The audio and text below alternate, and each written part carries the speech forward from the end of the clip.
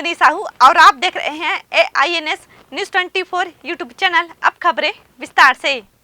Raipur Durg national highway पर स्थित कुम्हारी overbridge में शुक्रवार की रात 2 दुर्घटनाएं हुई, जिसमें मोपेड सवार पति पत्नी की मौके पर ही मौत हो गई। दूसरी दुर्घटना में कार चालक गंभीर रूप से घायल हो गया। यह दुर्घटना निर्माणाधीन ओवरब्रिज पर लापरवाही बरतने के चलते घटित हुई। पुलिस ने ओवरब्रिज निर्माण कंपनी के ठेकेदार पर अपराध पंजीबद्ध किया है। रायपुर से दुर्ग नेशनल हाईवे क्रमांक 53 पर शुक्रवार की रात 2 सड़क दुर्घटनाएं हुई, जिसमें मोपेड सवार पति पत्नी की मौत हो गई। वहीं दूसरी दुर्घटना में कार सवार गंभीर रूप से घायल हो गया। यह घटना कुम्हारी में बन रहे ओवरब्रिज पर हुई, जो आधी अधूरी है। दिशा सूचक न होने के चलते शादी समारोह से लौट रहे रायपुर निवासी देवांगन दंपत्ति दुर्घटना के शिकार हो गए और उनकी मौके पर ही मौत हो गई। उनके साथ उनकी 12 वर्षीय बेटी घायल बताई जा रही है। घटना रात 12 बजे की है।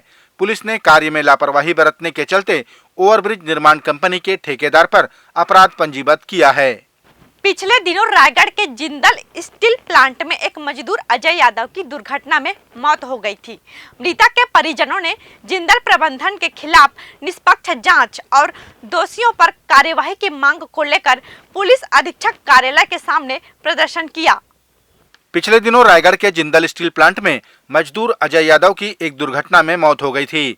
मृतक के परिजनों ने जिंदल प्रबंधन के खिलाफ निष्पक्ष जांच और दोषियों पर कार्रवाई की मांग को लेकर रायगढ़ पुलिस अधीक्षक कार्यालय का घेराव किया और नारेबाजी की। प्रदर्शनकारियों की बातें पुलिस अधिकारियों ने सुनी और उन्हें उचित कार्रवाई किए जाने का आश्वासन दिया। उत्तरा रोड थाना क्षेत्र का ये मामला है, रायगढ़ जिले का। इसमें अजय यादव नामक युवक की संदिग्ध परिस्थितियों में एक उसका शव मिला था, जिसको लेकर पोस्टमार्टम कराया जा रहा था। परिजनों को कुछ बिंदुओं पर लेकर जांच को लेकर असंतोष था। उन बिंदुओं को अभी वो लेकर उसके संबंध में यहाँ SP ऑफिस आए हुए थे, जिसमें उनसे बातचीत की गई है और एक उनको संतोषजनक उनको जवाब भी इसमें दिया गया है। अभी वर्तमान में उनके द्वारा जिन बिंदुओं पर उनको असंतोष है या जिन बिंदुओं पर वो निष्पक्ष जाँच चाहते हैं, उन बिंदुओं का जिक्र वो अभी कर रहे हैं और एक लिखित में हम उनसे हम इसको संज्ञान में लेकर निष्पक्ष जांच करेंगे। हमने उनको आश्वासन दिया है। आरंग में श्रीमद् भागवत ज्ञान यज्ञ सप्ताह के पहले दिन भव्य मंगल कलश यात्रा निकाली गई, जिसमें 11,000 माता बहनों ने पीले वस्त्र धारण कर कलश यात्रा को भव्यता प्रदान की। इस दौरान कथावाचक हिमांशु कृष्ण भारद्वाज जी का पुष्प वर्षा से स्वागत किया गया। आरंग में श्रीमद् भागवत ज्ञान यज्ञ सप्ताह के पहले दिन मंगल कलश यात्रा निकाली गई, जिसमें लगभग 11,000 माता बहनों ने पीले वस्त्र धारण कर कलश यात्रा को भव्यता प्रदान की।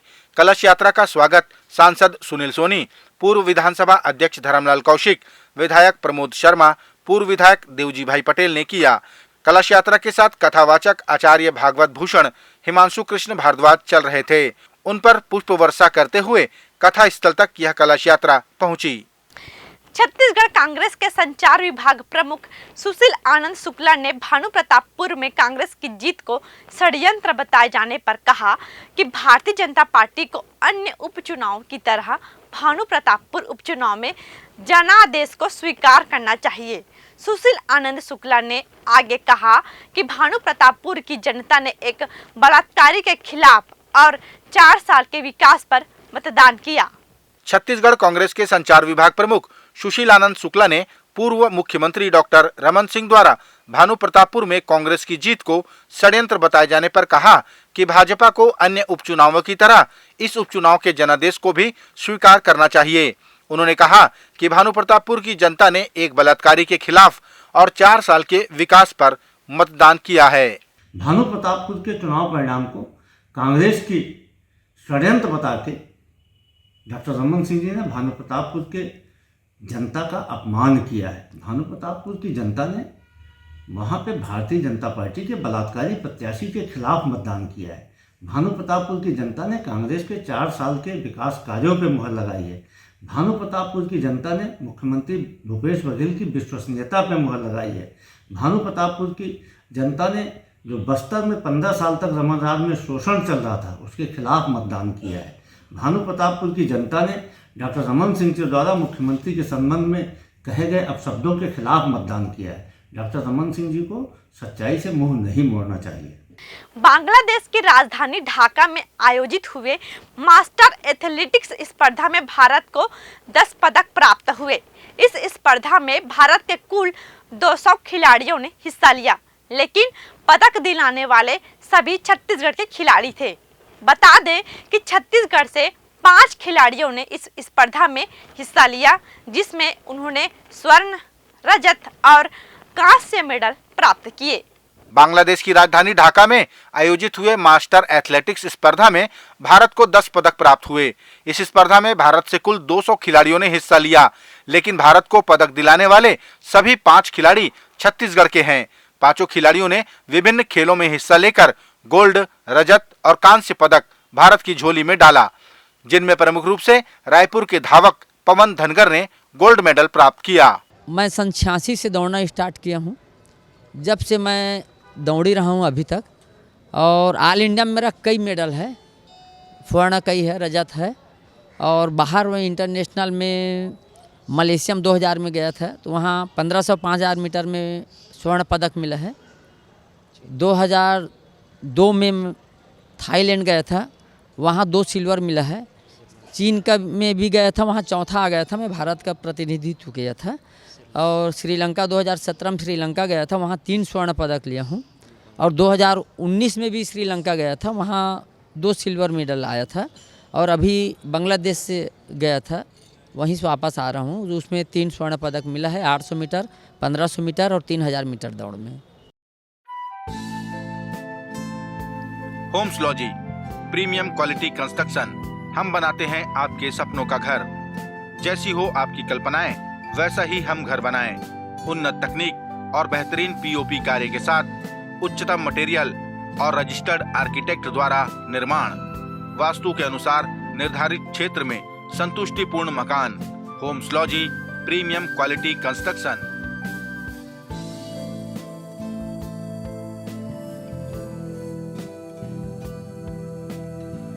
वाह, मैंने ऐसे ही घर की कल्पना की थी। G20 की बैठक छत्तीसगढ़ में सुनिश्चित किए जाने पर छत्तीसगढ़ भारतीय जनता पार्टी के प्रदेश अध्यक्ष अरुण साव ने प्रधानमंत्री नरेंद्र मोदी को धन्यवाद दिया। साव ने कहा कि इससे छत्तीसगढ़ की संस्कृति और सभ्यता का प्रचार होगा। G20 की बैठक छत्तीसगढ़ में सुनिश्चित किए जाने पर भारतीय जनता पार्टी के प्रदेश अध्यक्ष अरुण साव ने प्रधानमंत्री नरेंद्र मोदी का धन्यवाद ज्ञापित किया।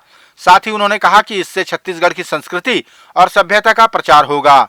साव ने छत्तीसगढ़िया सबले बढ़िया के नारे को जन जन तक पहुंचने में G20 की बैठक की सार्थक भूमिका रहने की बात कही।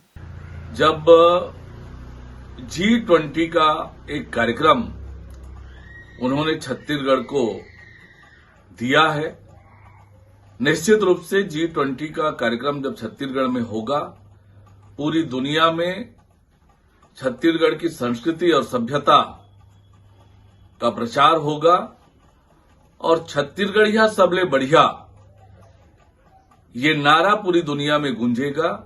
और ये अवसर उपलब्ध कराया है प्रधानमंत्री माननीय नरेंद्र मोदी जी ने। सीतापुर विधानसभा के दौरे पर पहुंचे खाद्य मंत्री अमरजीत भगत ने धान खरीदी केंद्रों का निरीक्षण किया। इस दौरान मंत्री ने बताया कि प्रदेश में धान खरीदी का कार्य सुचारू रूप से संचालित किया जा रहा है। उन्होंने कहा कि प्रदेश में अब तक 40,90,000 मीट्रिक टन धान की खरीदी की जा चुकी है। अपने सीतापुर विधानसभा दौरे के दौरान प्रदेश के खाद्य मंत्री अमरजीत भगत ने धान खरीदी केंद्र का निरीक्षण किया और मौसम को देखते हुए उन्होंने आवश्यक दिशा निर्देश दिए। इस मौके पर उन्होंने कहा कि अब तक प्रदेश में 40,90,000 मीट्रिक टन धान की खरीदी की जा चुकी है और किसानों को 8,481 करोड़ रुपए का भुगतान भी किया जा चुका है। धान खरीदी जोरों से चल रहा है और प्रदेश के आला अधिकारियों से लेकर के और ग्राउंड लेवल तक के सभी कर्मचारी इसमें लगे हैं। पूरे प्रदेश में अभी तक 40,90,000 मीट्रिक टन धान की खरीदी हो चुकी है। इसमें लगभग 8,481 करोड़ का भुगतान किसानों को हो चुका है और 30,50,000 मतलब 30.5 लाख टन धान का उठाव के लिए डीओ भी कट चुका है। इस तरह से हम देखें तो पूरे प्रदेश में बहुत स्मूथली धान खरीद का काम चल रहा है। कहीं भी कोई दिक्कत किसी को नहीं हो रहा है। किसानों का विशेष ध्यान दिया जा रहा है। छत्तीसगढ़ के पूर्व मंत्री राजेश मूणत ने आरक्षण बिल पास होने को चुनावी स्टंट बताते हुए कहा कि राज्यपाल महोदया इस संबंध में विधि विशेषज्ञों से चर्चा कर रही हैं। पूर्व मंत्री ने अपने ट्विटर पर राजस्व मंत्री का एक वीडियो भी अपलोड किया, जिसमें उन्होंने लिखा है कि सैया भय कोतवाल तो डर काहेगा।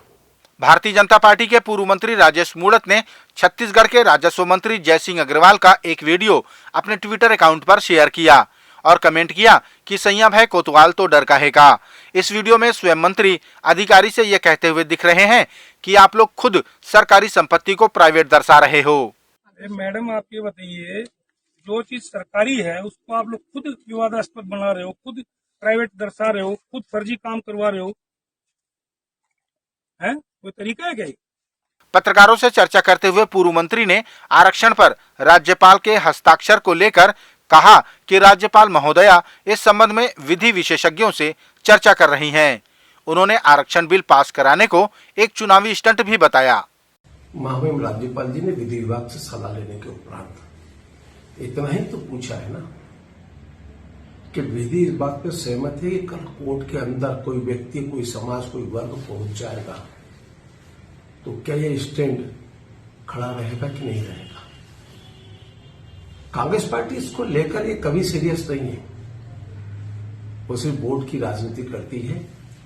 चुनाव था तो उन्होंने उसे तत्काल लेकर के आने के लिए विधानसभा का विशेष सत्र बनाया। क्या 2 महीने तक डिसीजन आने के बाद में कांग्रेस पार्टी चुप क्यों रही? क्यों मोहन मरकाम जी 2 महीने तक चुप रहे? आदिवासी नेतृत्व करता क्या विधानसभा में सत्र आहूत करने के पहले कांग्रेस पार्टी विधेयक लाकर के निर्णय नहीं कर सकती थी क्या? ये पॉलिटिकल है और सिर्फ पॉलिटिकल बात करना चाहते हैं, इसके आगे कुछ नहीं। भारतीय जनता पार्टी के महामंत्री विजय शर्मा ने कांग्रेस द्वारा हिमाचल प्रदेश में एओ ह्यूम का जिक्र करने पर कहा कि वे तो इटावा में कलेक्टर रहते हुए क्रांतिकारियों से बचने के लिए साड़ी पहनकर भागे थे। भारतीय जनता पार्टी के महामंत्री विजय शर्मा ने कांग्रेस द्वारा हिमाचल प्रदेश में एओ ह्यूम का जिक्र करने पर कहा कि वे तो आजादी की लड़ाई के दौरान इटावा में कलेक्टर रहते हुए क्रांतिकारियों से बचने के लिए साड़ी पहनकर भागे थे। विजय शर्मा ने कांग्रेस का इतिहास बताते हुए उसे फिरंगियों के लिए सेफ्टी वाल्व के रूप में उपयोग में लाया जाने वाला कहा। भूपेश बघेल जी के सलाहकार ने ट्वीट करके हिमाचल प्रदेश के चुनाव के संदर्भ में कांग्रेस के संस्थापक एओ ह्यूम को याद किया है। भैया एओ ह्यूम ही नहीं, 1916 तक तो लगातार 6 कांग्रेस के राष्ट्रीय अध्यक्ष अंग्रेज ही थे, क्योंकि उस समय कांग्रेस का काम ही यह था कि ब्रिटिश साम्राज्य के लिए सेफ्टी वॉल प्रदान किया जाए, यानी कि राष्ट्रवादी ताकतों को, राष्ट्रवादी विचारधाराओं को कमजोर करने के लिए कांग्रेस का उपयोग किया जाता था। लेकिन कालांतर में कांग्रेस ने बड़ी दूरी तय कर ली। अभी नकली गांधियों के चक्कर में आपने असली गांधी जी का रामराज भुला दिया। आपने पूरे भारत को एकीकरण करने के लिए अपने प्राण लगा देने वाले सरदार वल्लभ भाई पटेल को भुला दिया और फिर से एक विदेशी नेतृत्व के हिसाब से आप चल रहे हैं। आपको वही लेफ्ट विंग पसंद है, विदेशों के वो पर्याय पसंद है, विदेशों के वो मान्यताएं पसंद हैं। बस वही एक चीज अब आपके अंदर रह गई है। आम आदमी पार्टी के नेता संजय सिंह ने दिल्ली एमसीडी के चुनाव में विजयी आम आदमी पार्टी के पार्षदों को भाजपा द्वारा खरीदे जाने का आरोप लगाया। उन्होंने कहा कि भारतीय जनता पार्टी अन्य राज्यों की तरह दिल्ली में भी खरीद फरोख्त का खेल खेलने जा रही है। आम आदमी पार्टी के नेता संजय सिंह ने दिल्ली एमसीडी के आप पार्टी के पार्षदों को खरीदे जाने की कोशिश का आरोप लगाया। उन्होंने भारतीय जनता पार्टी पर सीधे आरोप लगाते हुए विभिन्न राज्यों का उदाहरण दिया जहां ऑपरेशन लोटस किया गया था। उन्होंने प्रत्येक पार्षद को 10 करोड़ रुपए में खरीदे जाने की आशंका जताई। भारतीय जनता पार्टी अपने गंदे खेल के ऊपर उतर आई है। वही कारनामा विधायकों की खरीद फरोख्त का जो उन्होंने महाराष्ट्र में, अरुणाचल में, उत्तराखंड में, मध्य प्रदेश में, कर्नाटक में किया, गोवा में किया, गुजरात में किया, वही खरीद फरोख्त का फार्मूला, वही खोका खोका का फार्मूला उन्होंने दिल्ली में शुरू कर दिया है। एमसीडी के पार्षदों को प्रलोभन देने का काम, धमकाने का काम दिल्ली के अंदर उन्होंने शुरू कर दिया।